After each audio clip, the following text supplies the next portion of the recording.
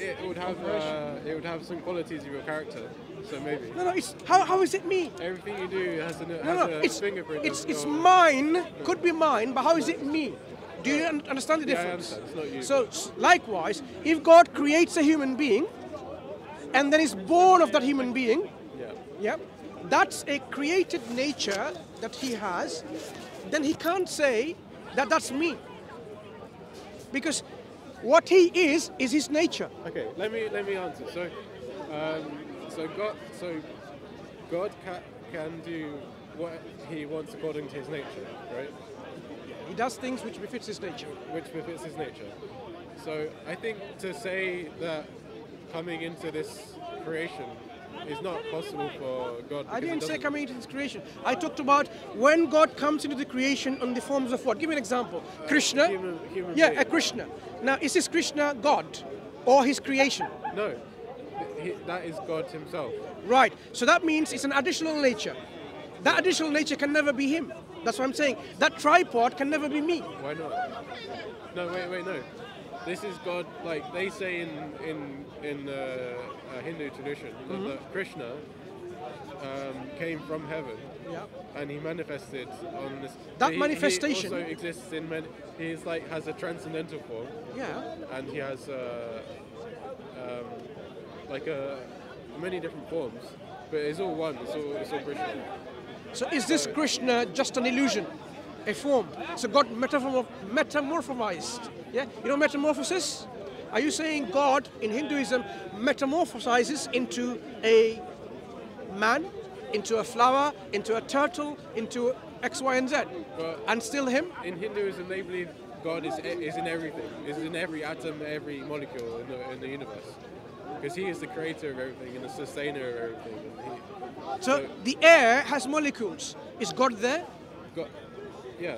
In Hinduism, is God there? Yeah. God is everywhere in Hinduism. So God is everywhere. So you have, and let's just think about it. God comes down into a form and He speaks.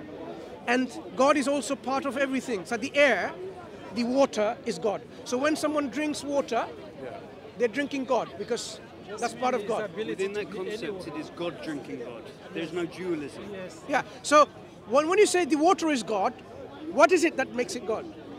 Because he is in his creation, he expands himself as his creation. Now, how can God expand when he's everywhere? What is he expanding to? He's already everywhere. He's already everything. You can't expand to something when you are everything. Can you expand to something when you are part of everything? Well, you know the concept of the universe expanding. What happens when a woman becomes pregnant? Yeah, what happens? Her stomach expands, and then she gives birth. No. So I am saying, if God is everything, you can't expand because you're already there. It makes no sense to expanding. You're already there. Imagine now I have a dot on my hand, and I say this expands to there, but God, in that concept, is already part of all of that. There is no expansion taking place. It's nonsense to say an expansion can take place because you are part of everything. You're part of everywhere. Maybe it's just about this material universe. You know, he expanded himself within this material universe. He exists above the material universe. No, they say you can. In this concept, you cannot have anything as above and below. He is everything. Well, it makes no sense. This is a lower part. This is a lower universe. So he exists. Ultimately, he exists in the highest. I don't understand what it says. If God is everything, what is high and low? Everything is God in that belief system. There is no such thing as high, left, right, you're right, above, middle. It's just our conditioned nature. We believe that there's a difference, but really there's not. It's just it's more difficult, I think, in the. So this belief is contradictory. If they say God is high up there, it's false. Why? Maybe. God is not only there, God is everywhere. So the concept of above and beyond is meaningless. So Hinduism, in that concept, it doesn't make sense in the concept of God, that God is perfect. Okay. Likewise, Christianity, as I explained, doesn't make sense. So a book from God must be describing God in His perfect nature. Let me ask you, if there's no higher or lower, then what is, in Islam, what is the human relationship? We don't believe God is everywhere, firstly. So what is the human relationship with God? Where is God in Islam? Let's tell you. Firstly, we don't believe God is everywhere or everything. God is the creator. And he creates things not within himself. Whatever he creates is external to himself. He creates creation. And what he creates is not part of him either. Okay? So whatever he creates, by definition, that creation is limited, dependent, and finite. That makes sense. Because anything that you bring to existence is limited. It's limited on its very existence on God. It's finite because it's not everywhere. It's not everything. Because God is before that thing was. And that thing that God creates doesn't replace God. So it's finite. And it's dependent on God because God brought it into existence.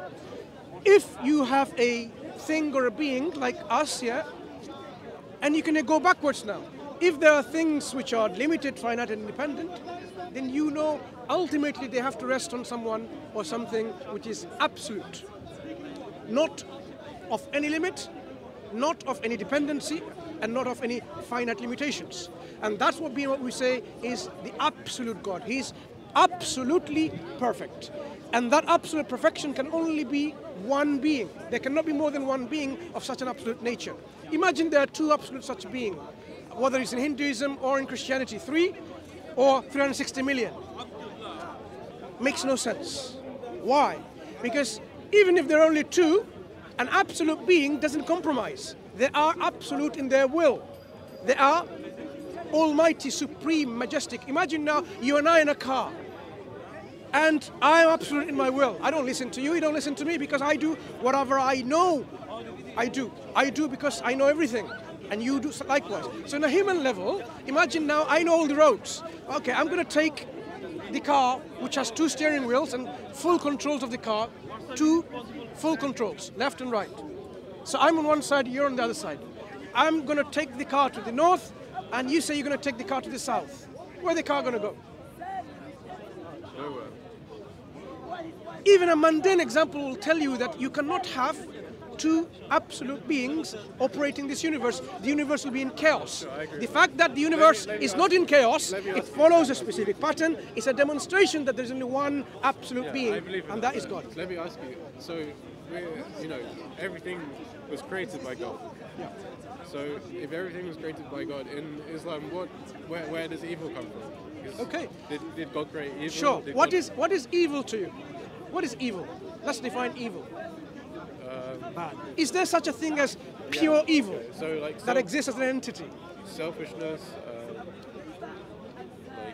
Okay, so these are character traits. What you are now calling are character traits. For example, I can be selfish, but I can just remove that selfishness and be generous. I can be kind, compassionate, and generous, and not be selfish anymore. So it's a character trait. selfishness for one day. No, if I want to say, look, I want to follow the teaching of the Quran, not be selfish, then I can remove this character trait as much as I can, and that will be. I think it's easy. It might not be easy, but it's possible. So it's a character trait. You're saying like it's just something easy. No. In Islam, we have a concept of jihad. Jihad is the struggle. Now, there is a jihad of the political entity called the state, when they struggle to expand the land to the people so that people see Islam. But the jihad that I'm referring to now is a jihad al-nafs. The struggle of your own inner self to constantly and continuously and consistently perfect yourself towards perfection. This is what all religions. Not all religions. Some religion is based on greed. Some religion is based on exploitation, like giving interest and exploit the others while you become rich and rich. Not all religions. But when we're talking about these concepts of evil, this is, as you describe, selfishness, hatred, jealousy, envy, greed. Yeah, this idea of putting down someone. These are all character traits which Islam says no to. Better yourself from all of this. So we can describe them that are evil traits, but that's not pure evil. So God creates, in fact, He created us with 2 sort of understandings. Whether we follow our own desires to do good or to do these evil inclinations, good or bad. And He has given us guidance to constantly follow the good and avoid the bad. Yeah. So Quran says, قَدْ أَفْلَحَ مَنْ زَكَّاهَا وَقَدْ خَابَ مَنْ دَسَّاهَا. Successful are those who have purified themselves, and the ones who have وَقَدْ خَابَ مَنْ دَسَّاهَا, the ones who have actually ruined themselves are the ones who did not purify themselves. In a nutshell, think about the opposite. My problem with every religion is that the jihad, the internal jihad you're referring to purify yourself. You're saying in Islam the only way to practice this is according to the Quran. According to God. You say it's according to God, but the other religions say their way of remember what we said. Is according to God. Remember what we said. How do I know which one is from God? Okay, to give you, for example, a brief understanding of where Islam fits before you in all religion. One more point. If ultimately if I follow Islam and I follow the purification of of what it says in the Quran to practice, and it's successful, and another person follows something in Hinduism which is also has a similar kind of purification, and they're both successful, why is it exclusive? Why do I have to follow? I'll tell you. A brief description first. We believe God created human beings, all human beings, from the very beginning to the end of the day. God is the creator. When He created human beings, He's the one who left them with guidance too. And that guidance came from Him in the form of pure, sincere, willing submission to Him. In Arabic, it's known as Islam. A state of submission and surrender of your own self to the will of the Creator, how He wants you to live. So first man Adam, the first prophet Noah, and all the subsequent people, they all were required to follow Islam. All the prophets came with Islam. And those who followed those, they were called Muslims. So Jesus is a Muslim in Islamic understanding, so is Moses, so is Noah, so is Adam, so is Abraham, Jacob, Solomon, and so on. What happened was, as the Creator revealed guidance to them, He also gave guidance in terms of how to purify oneself. That guidance, people who followed them, they were successful ones. So during the time of Moses, whoever believed in those guidance and followed it through, they will be in the company in heaven, in paradise, in eternal bliss.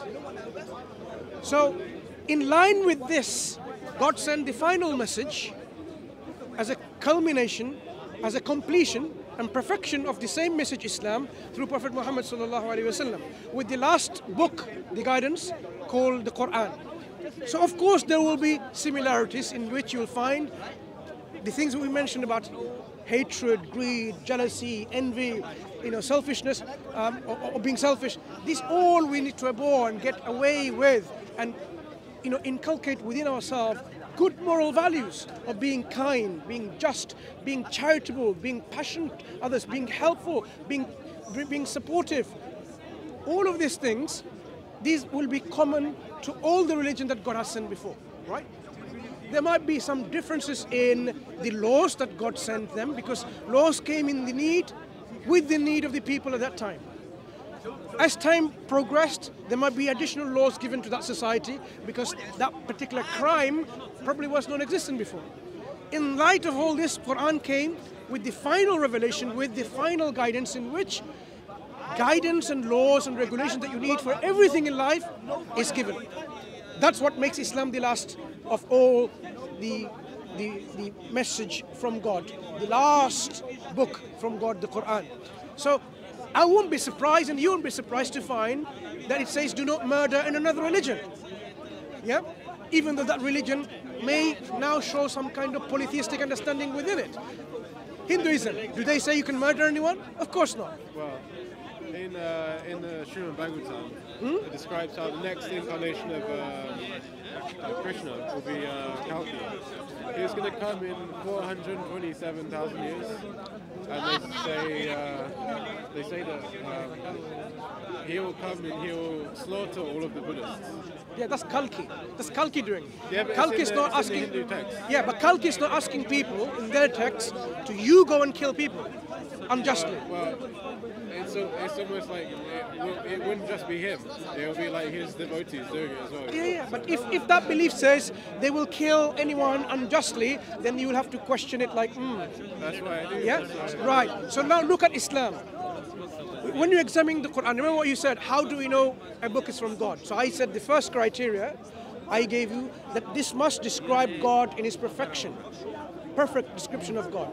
So a book which says God comes down as a rat, I don't think Hinduism does that. They might believe in some kind of incarnation. If it did, then you would say, that doesn't make much sense of a perfect God coming down, being totally weak and helpless, and then the creation overcomes him. So perfection of God is something that you will have to see within the scripture of God. Number one.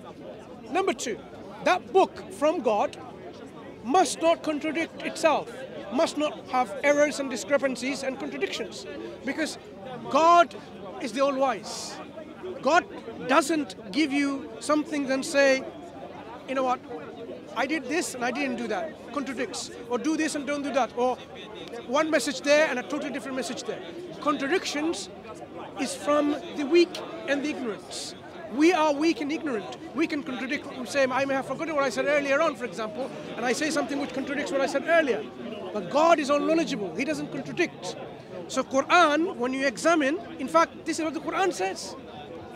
You know, if you were to examine the Quran with care, yeah, you would find that if it wasn't from God, there will be contradictions within it.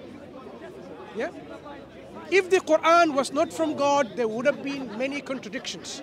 And it makes sense. A book that talks about history, nature, economics, biology, botany, astrophysics,